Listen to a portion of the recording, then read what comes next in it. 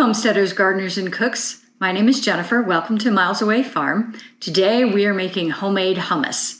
Hummus is a really easy pantry staple. If you typically buy hummus at the grocery store, you don't need to do that. It's so easy to make at home and it's so much better. I really dislike packaged hummus. I really like it better fresh, and I've been making it for years. And so we're gonna use some garbanzo beans, and these are home canned garbanzo beans, but you could easily just use canned garbanzo beans from the store.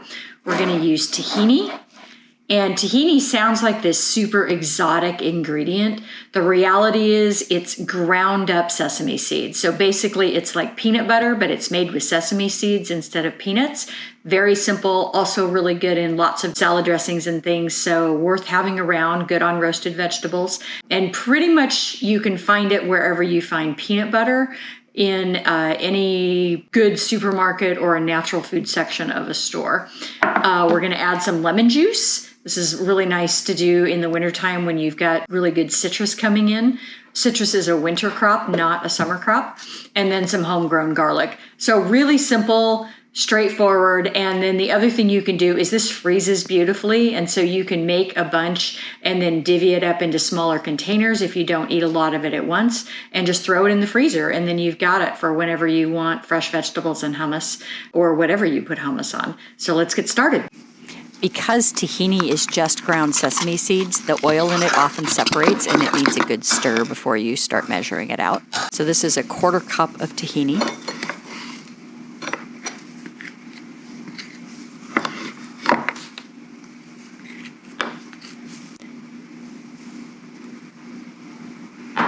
I'm gonna add a full jar of canned garbanzo beans, and I'm not gonna rinse them.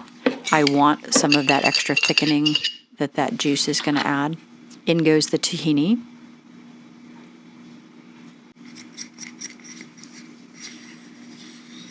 Starting out with the juice of half a lemon, and from there I'll taste it and see if I feel like it needs a little bit more.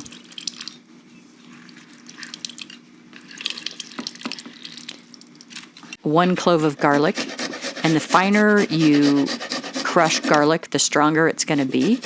So putting this through my rasp grater is going to give this a pretty good little garlic kick.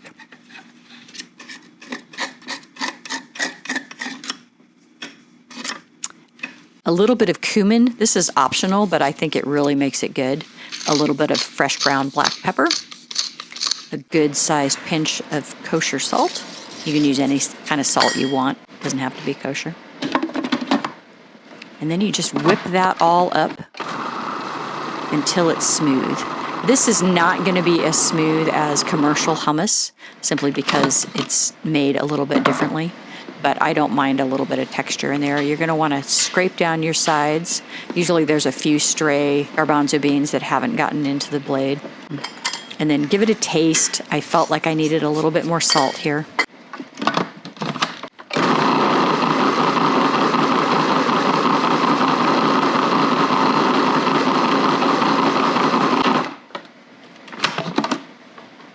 More taste, and it felt like it needed just a little bit more acidity. Remember that salt, fat, acid, heat?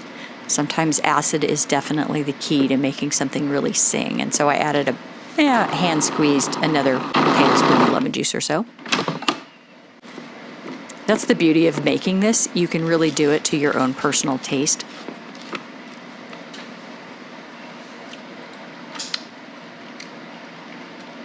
So yummy. You could do this with a stick blender as well. You could even probably do it with a potato masher, but you'd get a pretty different texture if you did it that way.